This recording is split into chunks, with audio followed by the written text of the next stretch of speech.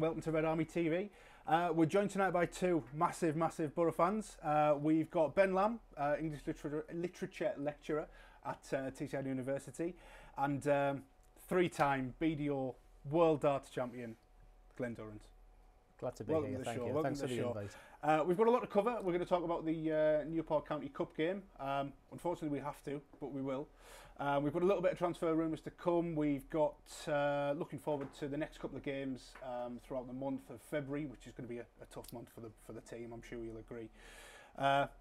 I'm lucky enough to be sat with two guys that actually went to the Newport game as well and can give us first-hand experience. So, Glenn, give us your thoughts on the game. I know it was a bit of a different perspective for you, wasn't it? Yeah, first of all, just a big thanks to Middlesbrough Football Club because it was an amazing day where I got the opportunity to take this magnificent trophy on the pitch at half-time. But it will be the last time because circumstances have changed, and I think the Boro will be quite happy because that's 2 defeats and 1 draw. Taking that trophy on the pitch, so big apologies to the fans. But you know, the game was, you know, I think it's been documented. It was pretty tough, pretty rough at times, and Newport, in my opinion, deserved the draw. I thought their crowd were excellent too, and they created a great atmosphere. But yeah, lots of work in progress, that's for sure. Yeah. Ben, how many fans did the Newport fans? Sorry, how many fans did Newport bring? Was it a bit of a good display for them? Yeah, it's the away end seemed quite packed. They had some good chances as well. They kept telling us, "Is this a library?" I mean, they made more noise than we did. Is this a library? And 1-0 up, and he still looks shit. And I think they had a point. Yeah. To be honest, I do like a good comedy football chant. Actually, yeah, I do like a good comedy football chant. Obviously, I wasn't at the game. You know, we talked about this before we came on air. I got a bit of stick from the guys. So, Glenn, you said Newport deserved the 1-1 draw. Is that throughout the whole game, or did they rally back? Was there any spells where Middlesbrough were on top? Or? No, I mean the first half, I've got to say, Mikel, he's got class. He oozed class. I was hoping to ask you about that. And he looked quite fit. I was disappointed he came off after 60 minutes, but I mean he could dominate the midfield for us, and he just looked a class above everybody. I mean, I only get a chance to see the Boro maybe 3 or 4 times, but you know, I actively get a chance to watch any streams and that. So, you know, the keeper was good, and we didn't look as solid as at the back as at the beginning of the season. I mean, we got off to a flyer this year, so we just lacked pace, we lacked real resilience, we lacked determination. You know, the crowd was quiet, and yes, it was pretty tough to watch at times, and it was no surprise to me at the end when, you know, this team who were giving everything, a fantastic crowd behind them, and like I said, it was no surprise it was 1 each, and I went away pretty disappointed. Yeah, and there's been a few games like that. I mean, we touched on the Millwall game, we touched on the Burton game as well, Ben, before we came on air. There's been a few games where it ended in a draw and it felt like a defeat, and obviously the Burton game was a defeat. Ben, where do you think we're going wrong? Is it the fact that the players are just doing exactly what they're being told and they're maybe being told the wrong things, or do the players need to maybe take a bit more responsibility and a bit more on themselves? It's a difficult balance to get right, isn't it? You know, Tony Pulis is a manager. You don't cross because then you'll be out the side, out the squad, given you packing orders. But there's a sense of rigidity and lack of creativity about all the players, but also, I don't know, a slight sense of confusion almost and panic and, oh, I don't want the ball. They just can't do anything with the ball in the box, and it rarely gets into their box. Like you're saying, Mikel had so much class. He didn't put a pass wrong, amazing crossing, but he's sitting deep. Why is he not being allowed to push forward? Like Stewie Downing was the one that kept making the runs up and down the wings, but he hasn't got the legs for it anymore, really. With respect. No, he's got a lot of passion still. Yeah, well, we've kind of touched on that previously in previous weeks, that he's definitely got the you know, he's a Boro lad, he wants to do well, and he's definitely got the ability to do it. But you know, is he coming to the decline of his career? Just to touch on Mikel again, you know, is he going to offer us that bit of a calming influence because he's been there, done it, won it? Is that something you think he can bring to the team, Glenn? I mean, genuinely, he was fabulous. You know, I was expecting this guy to come overweight, not really want, because all I want is people to want to play for the Boro, have a real desire to play for the Boro. And I remember watching him clapping his hands when it was probably the only thing we did in about 20 or 25 minutes. And on the Pulis thing, you know, I do feel slightly sorry for him in one sense. I mean, I thought he'd come to look at the whole infrastructure of the club, and he's, you know, Ben's absolutely right. You know, it's his way or no way. But you know, when you think of the money, Son Bolonga sat there 15 million, Ashley Fletcher 7 million, Gestead 6 million. You know, these aren't Pulis's purchases, and you know, he's got what he's got there, and we've got some big people on high wages there, and you know, Pulis is you know what you're going to get with him, and I was jokingly going to say we need a defensive midfielder. It felt like there was 11 centre halves on the pitch, and there was no, you know, there was no passing. It was like a hot potato. You know, when they got the ball, like, ooh, you know, give it away. It was there's a long way to go, and you know, when I went back, we're 5th in the league. I was going to touch on that. Yeah. There's just no consistency in that league, and if you get on a good run, you've got every chance of getting that playoffs, etc. And you know, consistency could be key. And I think we're better away from home. You know, pretty much the crowd are getting on the back after 10-15 minutes, and that was quite evident. It's going to be a tough second half of the season if we don't buy today. And I was desperate for pace, a new winger. I was desperate for youth. I was desperate for, you know, someone who can give us goals. You know, desire people who want to play for Middlesbrough Football Club. And what time is it now? 7:30, and I haven't heard of any signings just yet, and and that's pretty disappointing. It is. I mean, again, we were talking before we came on air, Ben, and we were looking at some of the players that we've been linked with, and looking at some of the players that are linked with the exit. And there seems to be more linked with leaving than there are linked with staying. And the frightening thing for me is it's the kind of players that we need are the players that have been linked with leaving. Like, I mean, with respect, you've mentioned Fletcher, Son Bolonga, Gestead. Yeah, they're not really performing, but who else have we got if they go? You know. Yeah. So I mean, what would you like to see by the time we get to sort of midnight, 11:30? What you're hoping for? Everything Glenn said, really. Bit of youth, bit of experience. You can't have over 2 or 3 signings. You need some youth, some pace, some creativity, a bit of experience as well, which we might have with John Obi Mikel. But just the backbone to the team, I think, has gone. When Pulis first started, I said that the football had improved compared to Monk and Karanka's latter days because we were pushing on, passing the ball forward. I remember that Millwall game before the playoffs. That was a massive game to make sure we stayed in the playoffs at the back end of last season, and we scored 5 goals, and I just don't see the goals anymore. We've got rid of Gibson, Traore, Bamford. These were people that were the spine of the team. We need that spine replaced. Yeah. We can't talk about transfer window and players leaving without mentioning Grant Ledbetter. I mean, for me personally, I thought he was a fantastic servant to the club and a brilliant captain through some tough times and some great times. Glenn, any thoughts on Ledbetter's leaving? I personally don't begrudge him one bit. Captain Marvel, and good luck.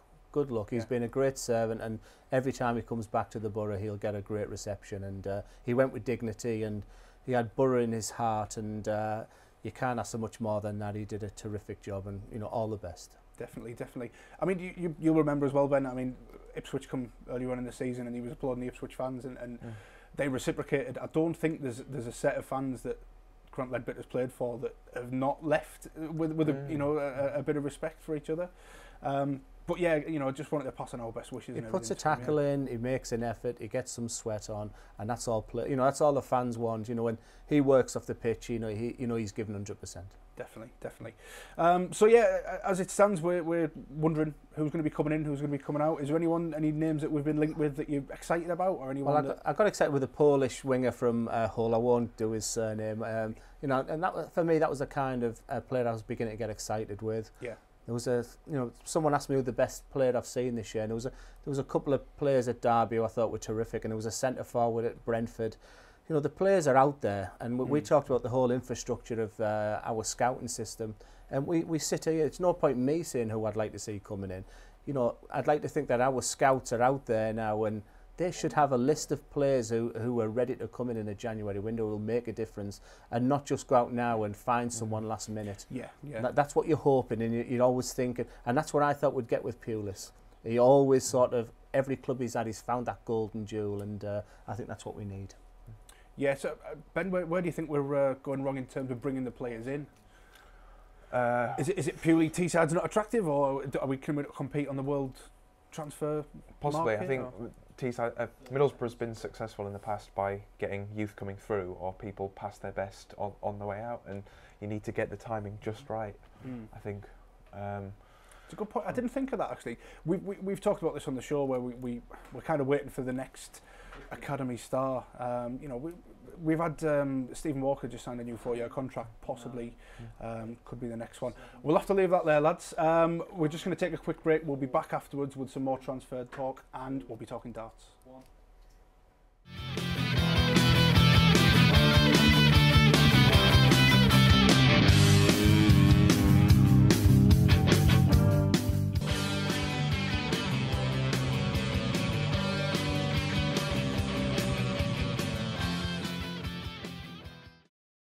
Welcome back to Red Army TV. Again, joined by Glenn Durran and Ben Lamb. We are going to be cracking on with a bit more transfer chat. So we touched briefly on the kind of players that we are hoping to be coming into the club, and we also touched briefly on the kind of players that have been linked with exits from the club. I've been hearing today that there's big rumours of Assombalonga to Blackburn. What would be your thoughts on that one, Glenn, if it was to go through? My thoughts on Assombalonga is that if he played with someone up front, he'd give us the goals. But yeah, I'm a man. Totally agree. I'm a man who watches 5 games a year, so I'm sure people are watching on social media right now are saying, Glenn, what you're talking about. So I'm probably not the best person to ask. I just feel he scored a sack full of goals for Notts Forest, and give him someone up front. I like 4-4-2, old school, and I think he'd score goals. Definitely. Ben, thoughts? I'm pretty sure you're going to say pretty much the same, but yeah, he needs the delivery, he needs the partnership. He's expected to do too much. He'll collect the ball in the defensive half. He's expected to take on 3 players, get to the goal, and then beat the keeper. He's strong, but he's not. He doesn't have that much pace. He's not. You know, if we had a player that could do that, then we'd be in the Premier League somewhere. He just needs the support. The support is key. Not his finishing, because he barely has the finishing chances presented to him. Very, very good point. Yeah, very good point. For me, there's been a kind of a mix of things going on. We touched briefly on nobody's running away with the league, and you know, Middlesbrough are playing very defensively, and we're playing a very Tony Pulis style of football and things like that.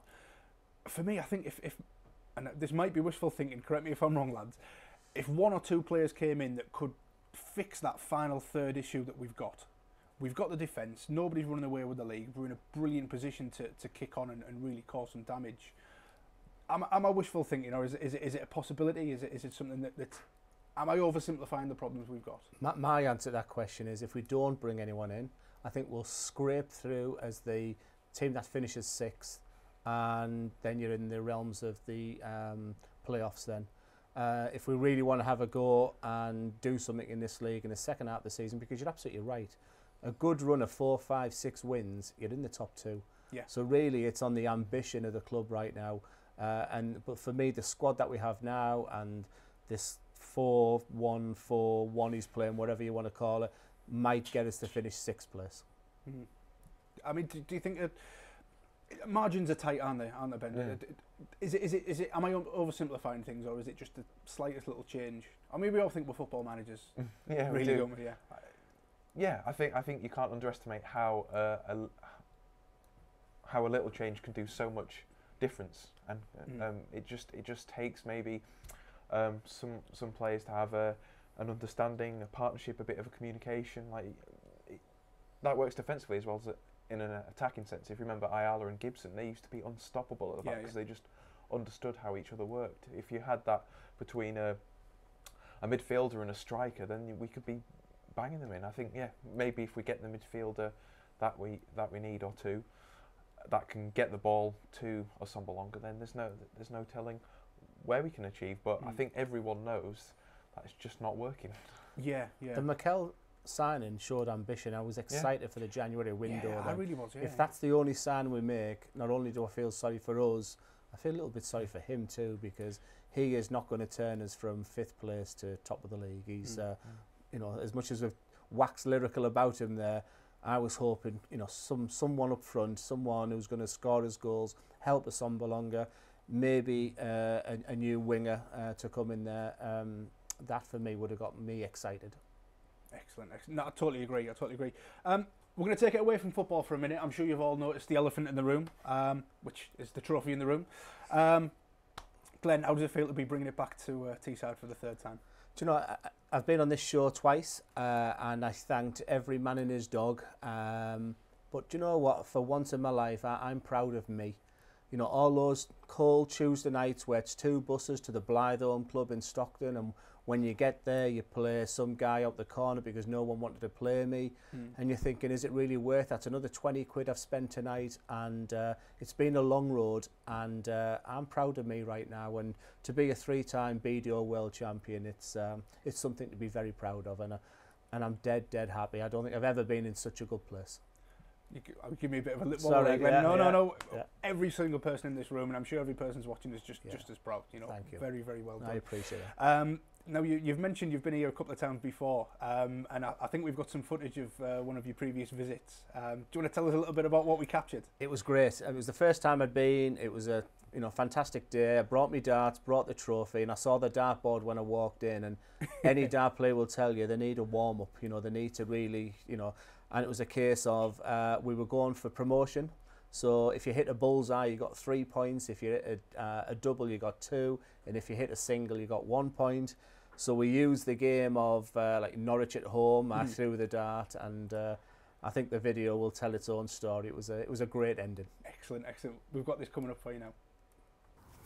Oh, 3 points. 6 points. Another big one. Hull away. 3 points. Does it? Oh, you're a god. Burnley at home. 150. Look at that. Where's that camera? So does a shuffle. Come on, we're not made it yet. Excellent, excellent. We saw a little glimpse there of the Duzza shuffle. Where did that come from? And is it? Do you have to do it? Is it like a tradition thing now? No. First of all, it was against Martin Adams, and I was getting beat 2-0, and it was I hit a finish to really bring me back into the game. It was a semi-final, and from nowhere, I do this dance on the hockey that I'd never done before. You can't tell. But people on social media, do the Duzza shuffle, etc. But when you're getting broiled in a game, and there was even talk, it's a little bit of disrespect to the person I was playing, and I guess it only just happens in the moment when I'm really on that, when I'm really on it. Yeah. No, well, we were all chuffed to bits to see it, and again, chuffed to have you here with the trophy again for the third time, and obviously wishing you all the best in the PDC as well. Yeah, my life feels like it's changing, sort of, so much, so late in my career as well, and when I won that title, I then had to 3 days later go into a Q school to try and be a PDC player and a professional dart player, and I was successful in that, and that just changes everything. It's like,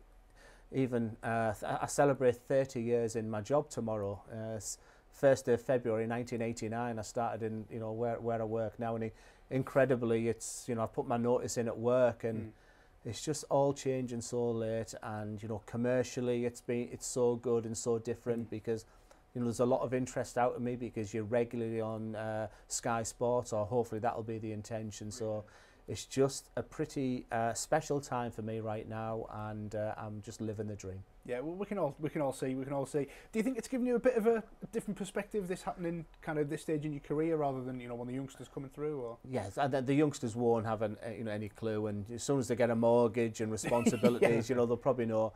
If someone had said at 41-year-old I started to do the circuit, I was pretty much dominating the northeast. Started doing the BDO circuit in 2011, and for a year or so I was just watching Martin Adams and Ted Hankey, what time they got to the venue, how they prepared, and by 2015 I was the BDO #1, and a 47-year-old, then I won my first title. It's 48, 49, you're winning 2-3 times world champion. So it's great. Experience is wonderful, and I've got some bottle, and people have called it Teesside Steel, which is great. I wear the colours with absolute pride, and wherever I go, I try to champion Middlesbrough, and the PDC say you can't wear football colours. So there's real talk now about a whole brand change for me, and the thought of wearing blue and white or black or something is I love my red and white colours, but it might have to go out the window in the PDC.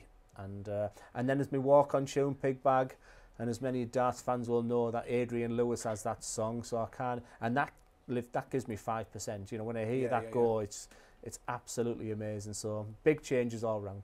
Oh, well, we look forward to see what the future holds, and I'm sure you're excited about things as well. You know, change is often good. You know. Yeah, no, it's all good. Please, you know, be happy for me because I am. Good. Well, unfortunately, we're going to have to bring it back to football. We've got Red Army coaches heading off to West Brom on Saturday the 2nd of February. Contact us via the Facebook page. Get in touch if you're looking for a spot on the coach. Just quickly, can we have a prediction? Ben, how do you think we'll get on? Oh, it's going to be a tough game, isn't it? It depends who we bring in by the end of tonight. 1-1. 1-1. Do you want to put a name on the scorer? Lewis Wing. Lewis Wing. Good one. Glenn, what do you reckon? I think we're better away from home. West Brom were my pick at the beginning of the season. It's going to be a really difficult game. But Boro being Boro, when we begin to doubt them, i.e. Burton and Newport, I'm going to go for a 1-0 win. Excellent. Name, scorer? Well, I've championed Sambalonger all day, so he'll get the goal. Good. It is going to be a tough game, you know, and we're going to wait and see what happens at the end of this transfer window and see what kind of effect that has on the team. Thanks very much for joining us tonight. We are going to be back next week with some more Boro chat, and we'll hope to see you then. Thanks very much.